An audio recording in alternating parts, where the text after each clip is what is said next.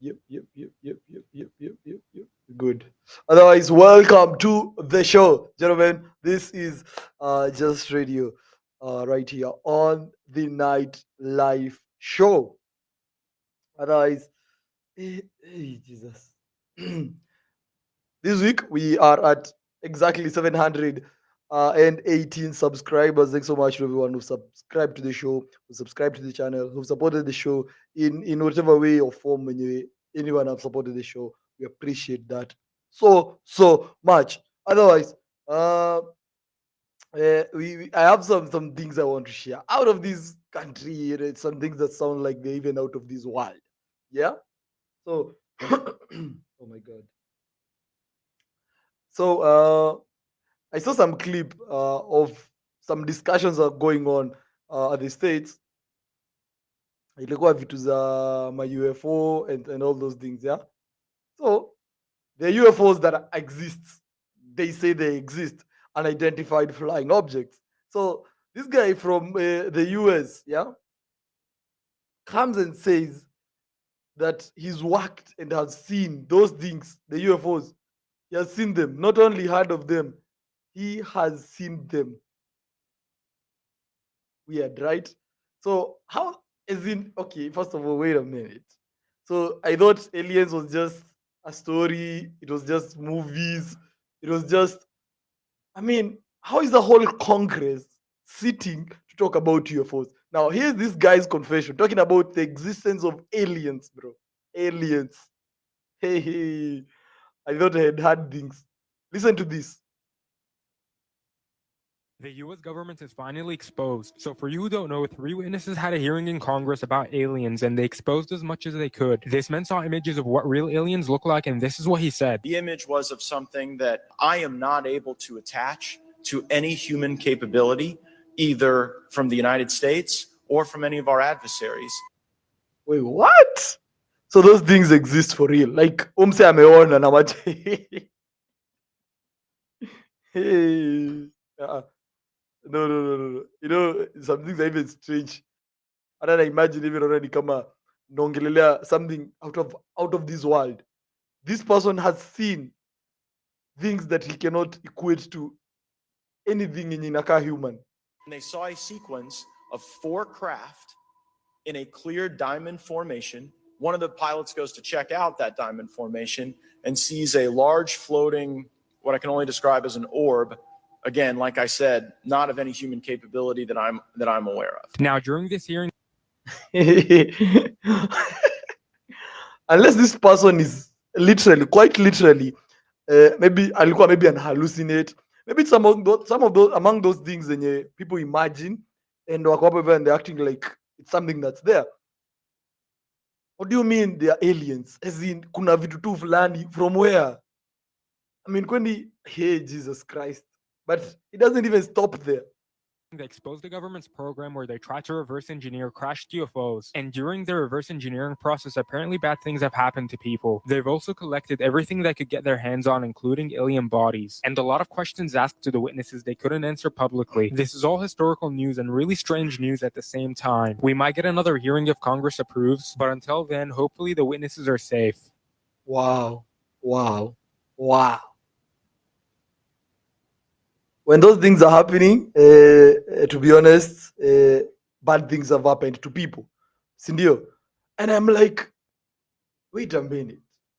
So wanaendanga kutafuta ma aliens and they just, I mean, okay, so his story in the real now. We start from there. These are real stories. This is an actual story. That I say they have something they've seen in their own eyes. Jesus. Now listen to some other confession here by someone else. Yeah. Let's move on to this guy here. Okay. Listen to him. This This one. is why everyone is saying the alien hearing yesterday was fake. So yesterday, Congress had a hearing confirming aliens were real. One of the witnesses said they saw non-human bodies and UFOs, but people are saying it's fake and for good reason. So for you who don't know, an ex-government worker had previously spoken out. What you're telling me is that UFOs, unidentified flying objects, are real. I'm not telling you that. The United States government is telling you that. And he said the government Hey, Jesus. is making fake aliens that move and look really realistic. Basically, if someone were to see this alien, they wouldn't be able to tell if it's non-human or human-made. In the video of the ex-government worker, the man also describes how he found out about this. He was in his workplace somewhere in Arena 51 or an undisclosed location, and he saw this non-human and knocked it on the ground. That's when a cover popped off of the alien, revealing it wasn't real. This being said, something really strange might end up happening in the near future. What? I mean, for crying out loud. Seriously. Wow. We are so much behind. We are still complaining about power. We are still complaining about general stuff. Well, there are flying objects up here. Kuna objects tu fulani ziko huku. We have aliens. And here we are. Hey, Jesus. We must be so much behind. Now, this is one I think ilinimaliza. I have Listen to him now. Interesting human being. never known them to be violent or hostile. When I was in the military, I had access to maybe 6, 7 different species. I know him as Corona, and he always told me Corona with a K. He's from a planet that's approximately 100 light years. What? That's an object that's approximately 100 light years from planet. Okay, I don't understand what 100 light years mean, but I believe it's like kitu imetoka mbali sana. 100 light years from planet Earth. They can take on a humanoid form and communicate with you through thought transfer. We see them as the creature hiding under our beds. No, they are so much like us. Are they benevolent? The U.S. Wow. I'm out of words. I don't even know how to react about that. What? We have objects that are flying above us, forming diamond-like shapes. Crazy. Oh my God. Man, we're so much behind. We're so much behind on this. And I believe, I tend to think as in, okay, so vituka aliens, as in, okay, so what's that? Ni mtu, ni mnyama. What is an alien? What is this? Wow. Someone just confirmed we have aliens. Wow. Welcome, gentlemen. We have aliens.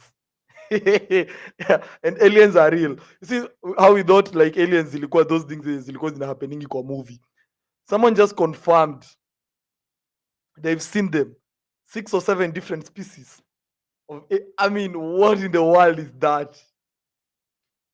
Wow. Come save us. Someone just come save us. Oh my God. Oh my God. Wow. So to focus na vitu zingine, we have objects flying above us. Gentlemen. Otherwise, let's move on, because for me, that one, I have absolute nothing to say about it. But as things are happening crazily, I saw an article, not even an article, a video of a clip of buildings and how they're being built nowadays. You understand?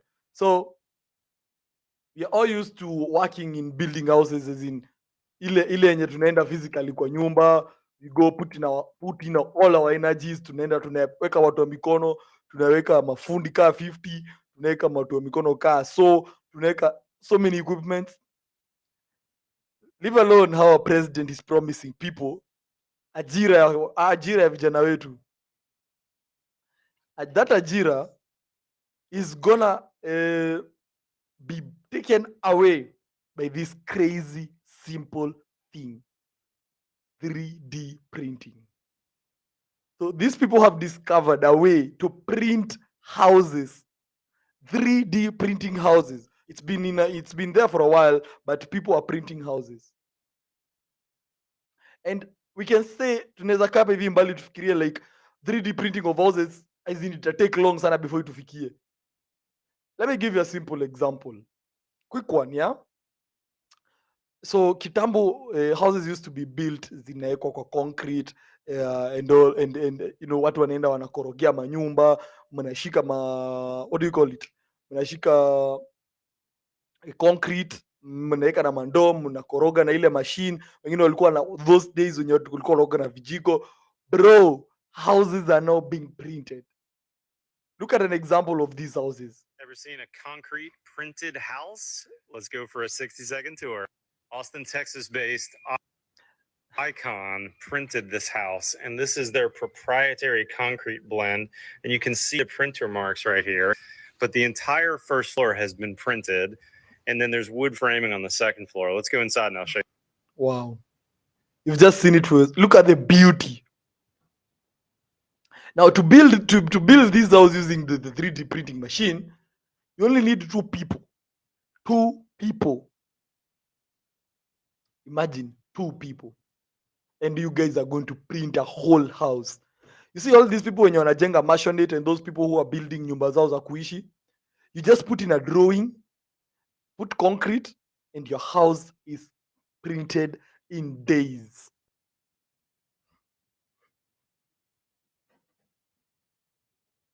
Days. Unaenda tu printer inatembelea nyumba yako, badala ushinde hapo na wezi mafundika 50 mastress mingi watu hawajisikii. You just have a machine prints out your whole house with rounded corners. Beautiful house at a very cheap and affordable house, and a very cheap and affordable price. This house was Let's take a look at another house that is actually 3D printed. You cannot believe that this house is actually printed 3D. 3D printed, and you will never guess how long it took to build. This company called Perry Formwork Systems created a 3D printer capable of printing entire buildings and houses. And if you think this is just a gimmick, you'd be wrong. So keep watching and subscribe. This printer is built to waste and time on sites, while addressing labor shortage. It only took Wait, so these people invented this thing because of labor shortage problem? As in, hakuna watu wa kujenga na mamikono. People don't want those things. They're not ready to use the energy in all those stuff. So these people came with a solution to 3D print houses. Interesting, right? work to complete the house. Wow. That's a 3D printed house. Look at the beauty. Una print nyumba, haupati stress mingi. So people in the industry, watch out. Some jobs like yours are going, man. What? Sasa juu watu wanajua kijenga nyumba za matope ama what's going to happen? I mean, what's up with technology? I mean, technology is taking each and everyone's job. So where do people go if you guys are going to print maisonette bungalows? You just put 2 people, some materials and concrete. Kukuwe na machine ya kumix concrete, ya kupeleka concrete, ya kuprint nyumba. I mean, wait a minute. What are people going to be left doing? What is someone going to do physically hivi ashike mikono hivi? Get a skill? I don't even know which skill now you need to get. I think I remember I did a video of go and get a skill. Can't remember the last time that hiyo skill yako maybe at a particular point itakusaidia. Because let's talk the truth. At a particular point later in life, maybe 10, 15, 20, 30 freaking years come later, those machines are gonna be in our country. Zitakuwa huku zina print manyumba. Imagine if I want to build a house, naifikisha tu mahali fulani and I bring a printer, prints my whole house, rounded corners, beautiful shapes in days. Nashika tu concrete. Watu wa mawe, mtapeleka wapi mawe? Watu wasijui mchanga, mtapeleka wapi mchanga? Crazy, right? Crazy. Hope that kazi yako inachukuliwa at least when you're alive, you know. So machines are coming to replace every other job. Every single job binyiko, the machines are coming to take it. Now hold up a minute, because I don't know what wataenda wapi. Because in the story I'm about to share next, Let me just play it out. I don't want to even give up pre to what the video is about. I just want you to listen to the video yourself. Judge it from yourself, not me. More than Listen to even the intro. Just listen. I don't want to say anything. Just listen to it. 500,000 candidates who qualified to join institutions of higher learning have not been placed in either universities or colleges through the Cook's system. Now, the Kenya universities and colleges Over 500,000 candidates missed out on the placement. 500,000 people. Okay, okay, let's talk the truth. As you wanaenda wapi? As in, where the hell are we taking 500,000 people on top of the other like millions of people already unemployed? So tuko huku, wale watu wamesoma, wale wenye wajasoma, wenye pia wamekataa kusoma. I don't know if it's the hope ya kwase kusoma imeisha ama what's happening. Over 500,000 people have not applied or have not been placed. Like close to 10,000 people qualified for degrees wamekuja huku kwa TVETs. TVETs nayo imepewa mbogi ingine crazy kubwa. I mean, where on earth are we going to take all these people? We're in a chaos. And machines are taking every other job yenye ingekuwa handled by human beings. Machines are taking over. We've seen just recently before hapa, houses are being printed. So we are printing houses. We are printing houses. After tumeprint houses, watu wamekosa kwenda job. Yeah, you're all out here looking for jobs. Mimi niko category ya wale wamemaliza shule. I can see very zero. I'm among the people who've finished school. Tumemaliza. And we are out here hustling and grinding. Yani tumeongezwa tu. Opportunities ndio hizo zinaisha, watu ndio wanaongezeka. Sijui what do we do? What do we do as a people? What do we do as a country? Sijui, because having 500,000 people having not gone to any university, on top of those who finished, they were even guaranteed by the government that there are no jobs. 500,000 people are more in millions of unemployed people already, and now we have Jesus Christ. Oh my God, we are, I think, in a mess. And just about it, just go be an entrepreneur somewhere. You mean 500,000? As in they didn't? As in, okay, maybe in Mimina. Okay, let's see if maybe probably they had a valid reason. Yeah, maybe why people didn't get placed there. Central Placement Services says a majority of the students did not apply to join. Only 285,000 students will join either public and private universities and TVETs through the government placement system. Wow, they didn't, as in walikuwa wamequalify, lakini ile belief yao na masomo wameona this thing can't work. As in, you had the opportunity. Of course the government inaenda kutengeneza some policies zenye wameintroduce in the funding of higher education. Hiyo pesa yenye wapeananga, they've decided venye wataichange. But sasa watu wameamua, you know what guys, we are not applying. Sijui you need the belief ama the hope ile. I mean, I'm gonna kill myself reading, I'm gonna die trying all this mambo yote ya shule. But then people have decided, you know what, this is not going to happen. As in, hatuendi shule anymore. What is that? Wakuje sasa sisi wote tuende tena tungangane. Hata at least wangepata tu, yani they could have just looked for somewhere to waste 4 years of their lives anyway. But okay, you can be somewhere 4 years later, but yo, can you just chill a bit? You're probably 18, 19. Go chill for 4 years. Have experience about life. What are you coming to do out here? Go waste some money at school. Go have fun. Go entertain yourself. Because I think that's the ultimate goal nowadays. Go get a few skills here and there. Go learn how to mingle with people. Those are the things that I think you're supposed to go learn in school. But not at all that is that you're going to. No. But we didn't say mukufe moyo hivyo. 500,000 now is a big number. You could have gone at least to a TVET, go learn something for 2-3 years, go have fun there. go make new friends huko. What mnataka kwenda? Where are 500,000 people going? 18-year-olds, 19, 20 years old. Where are you going? You want to go to Germany? I can see African Rain say you're going to Germany. What about you? As in, mtu wa 18 years ashaenda Germany.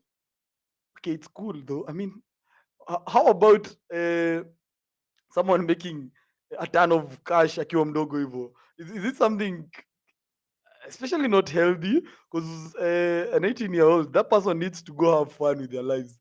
And I find that entertain. You have very many institutions the government has created. But listen to what some officials here in the government had to say on this. The fact that they have so many institutions, they have so many facilities where they create, but people are not going. Private universities, while 145,060 students will join TVETs across the country, bringing to 285,100 of the students who applied for placement to either university or TVETs were placed in the institutions of higher learning. However, there is need to attract more of the students. Yeah, they say there's need to attract more students, but I think there was someone who was addressing this story locally.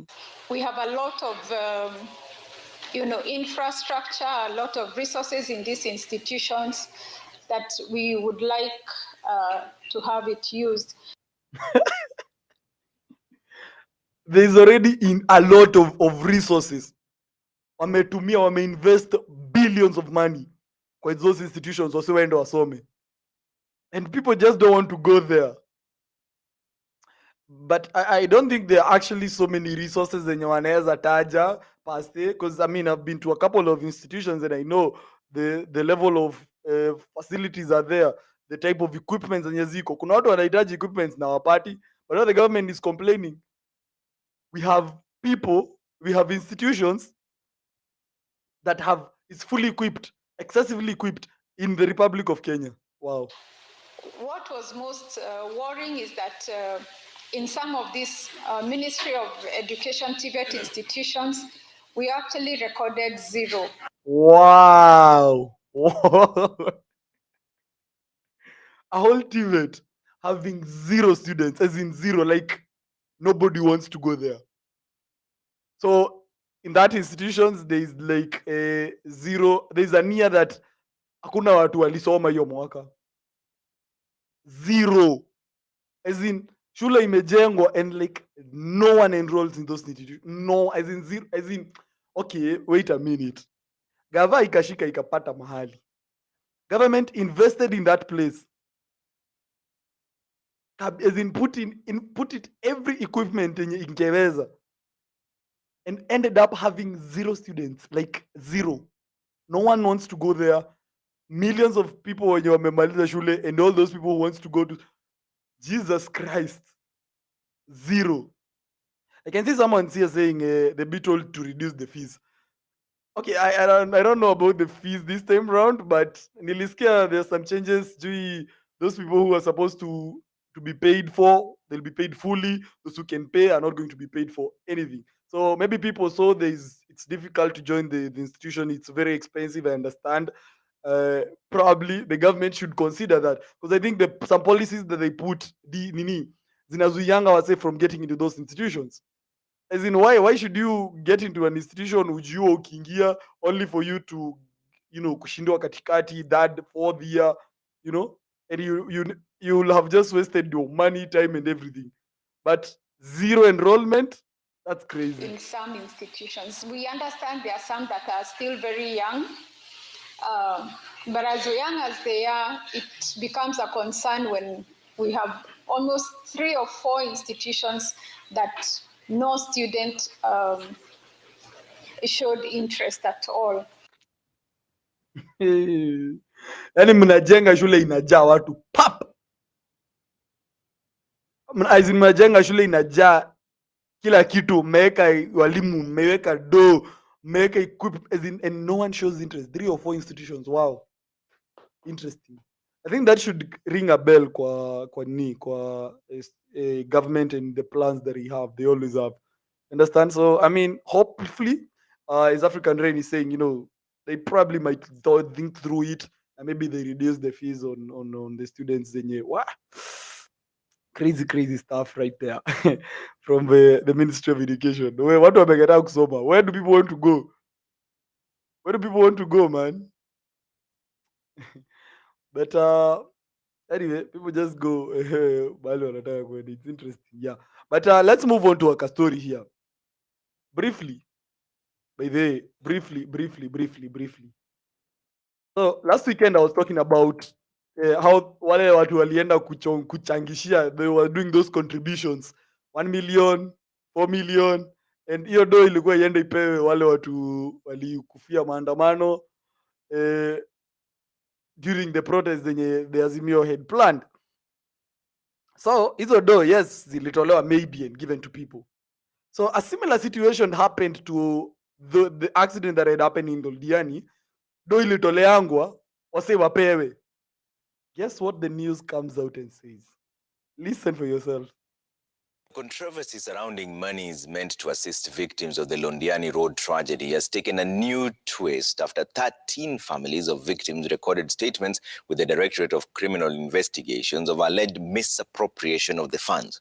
Kericho Deputy Governor Fred Kirui, who raised the red flag over the use of the money, has also recorded a statement with the slots maintaining that part of the 13 million shillings meant for the victims was misused. The county secretary has, however, dismissed those claims. Martin Yani wameiba pesa ya watu walikufiwa surely. And I said here, last time I was here, I said it clearly. Vizuri sana. The money that those people are... Can you just stop all these shenanigans that people do? Like ni ya kuwatolea. Money is just said. They're just numbers that are said. We've given 10 million, we've given 5 million, we've given 1 million. Mali tu wachezangi nikifika church. The church thing I think is serious. They take that more serious. But when people are dying, you do before you feel like the people wenye was intended to. Mkatoa hivi ati 1 million, zikafika 5 million. How on earth is that 5 million supposed to get those people? It is impossible. It is one of the things that they don't happen at all. Leave alone the government just keeps saying that we've given 100,000, we've given all this. Here's the story. The money was stolen. Yani mnaiba do ya watu wameondoka, man. Watu wametuacha. People who have gone to be with their maker. You just steal such kind of money. Wow. That's super interesting. Super interesting. So we wait for next headlines za wale watu hao wenye walikufia hapa, what do you call this place, protest 5 million. Unasikia watu walipewa 1 million ama 100,000. 4 million inaungua. I mean surely hata these people bana, Kenyan people bana, we love money too much. Ama we are excessively corrupt. How do you steal as in milioni 13 surely watu 50 something people died, given even average of 50 people. So if 50 people died and they're given 13 million divided by 50 people, that's over 200,000, si ndio? 200,000 yani mtu tu amekufa, yani just give the person. Lakini wanapimia hivyo, wanaona haki uongo. Lies. Hii pesa yote tunanyoa, mwende mkajenge apartment. Yani mnajenga na pesa ya watu wameenda. Lakini Kenya nayo tunanga chills. Kama watu wanaendanga wanaiba pesa ya watu wa these people, refugees, IDPs, all those people that are suffering. Watu wana dead na mtu anaenda tu anaiba hiyo pesa. Ni hawa tu watu those people are gone, so it's only the ones that are left who don't tu wanapewa. Watu wa protest, go endeleeni mkajipange na maisha yenu bana. There is no one is getting any money.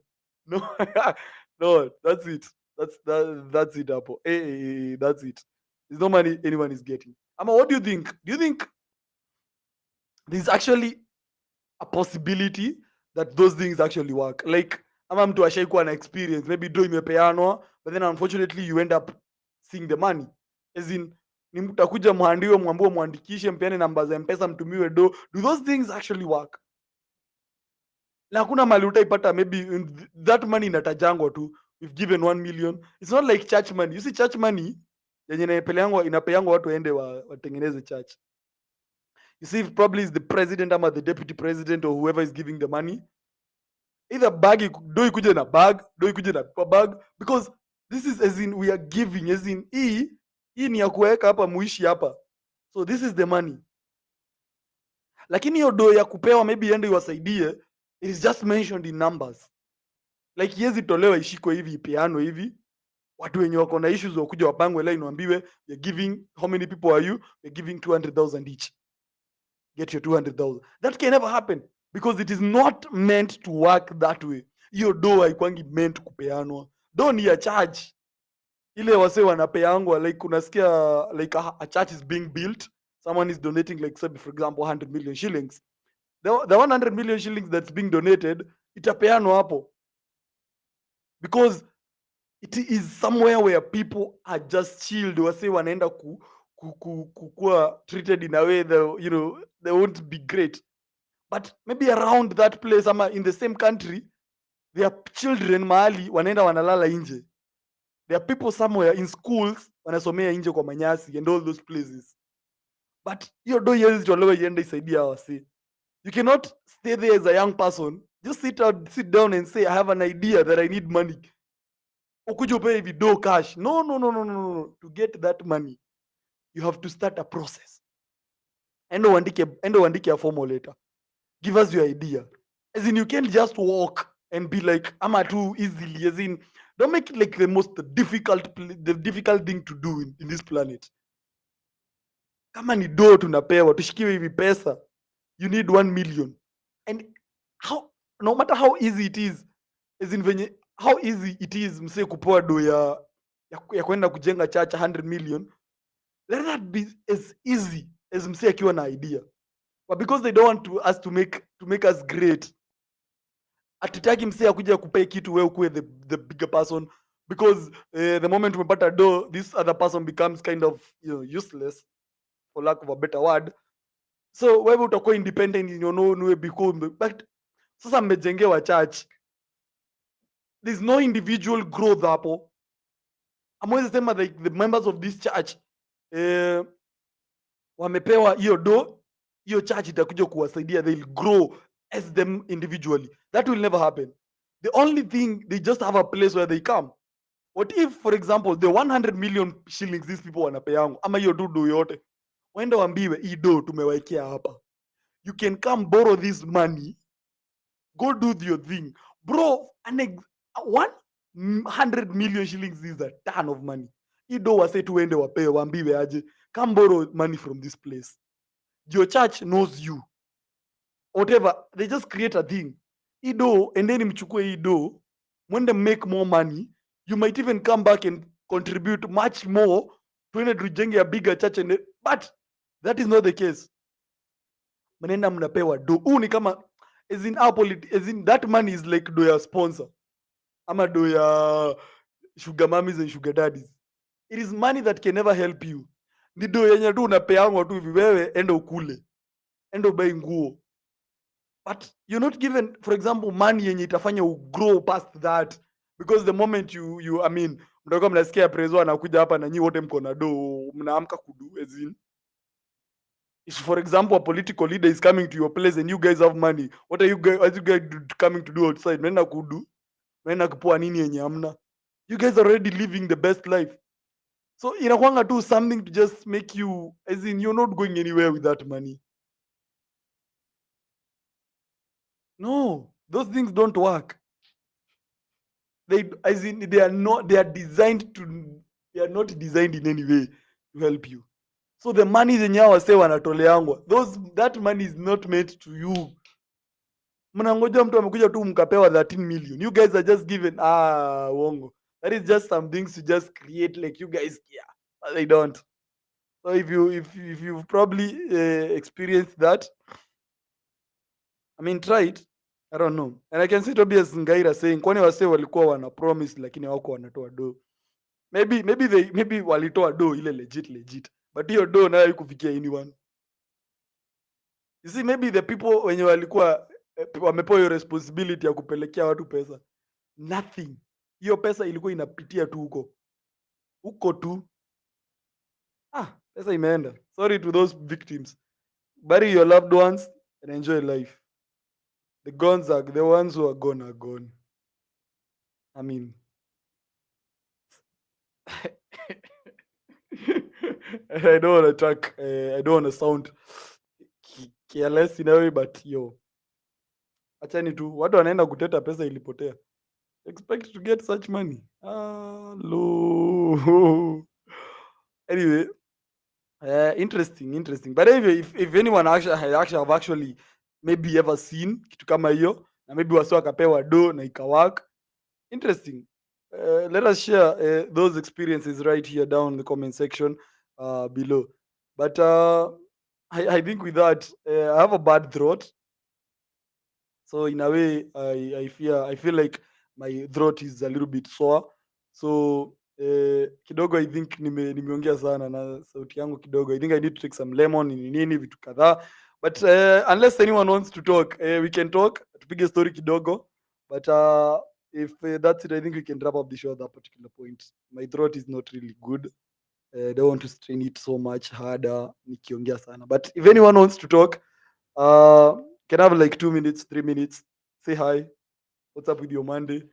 Kuna mahali mliambiliwa pesa na hamkupewa? Come tell me. Kama kuna mahali mlikuwa. Let me get the link and put it there right now. If anyone wants to come in, here's the link. I've sent it. Here is the link. Anyone mwenye anataka kuja. Ja tuongee. Ja tupe story. Oh, pole mkuu. Thank you. Thank you so much, Tobias. I'll be good tomorrow. Tomorrow I'll be chanting here. Yeah, I will probably be celebrating our president. Probably he's gonna be one of the best presidents we'll ever have. Don't know. I don't think there's any big news to talk with him about. But it's interesting to see what a nice human being he is, and probably he will be. We don't know. Maybe tutakuwa tunauliza election itafika lini to reinstate, yani tumuonyeshe, you know what, you are the guy, ndio. But I mean, I've sent the link. Anyone who wants to come join right now, kuja tupige tu story mbili tatu before niende kunywa ndimu. Ama what's the best remedy yako? Is there anything yenye naweza tumia? A concoction. I just make some concoction yenye is I don't know how. I mean, I just want to feel good. I just want to shout tomorrow. Just want to chant on this show. I'll just engage with all of you guys. But hey, thanks for 718 subscribers. We are on to 1,000 now. I think I can now. Oh, next show is gonna be about road to 1,000. Road to 1,000. Wow, we're gonna be road to. Oh my God, 1,000 subscribers. Interesting. I think we wrap up the show at that particular point before mi najua tu tangawizi na ndimu. Wow, I think I took that masaa kidogo zimepita. Hoping tomorrow morning itakuwa. Maybe I expected an instant. Unajua sasa sisi we are like this microwave generation yenye tunaambiwa we are, but we are not. Just that those people didn't have the opportunity to become microwave, ama they didn't even see the possibility of it being microwave. I'm probably among those microwave generation. I'm a Gen Z. I'm a Gen Z. Ndio. I want to drink that thing, and my throat is just super nice. But we see you guys tomorrow, same time, same place. Thanks so much for watching. To African Rain, Tobias Ngaira, Steven Kangede, and Peris Nyawera. Shout out to you. Thanks so much for tuning into the show. And all those other people who've not commented. Silent listeners, silent watchers. I've seen a couple of them here. But of course, thanks so much, everyone, for watching. This is the Night Live Show with JJ. I'm out.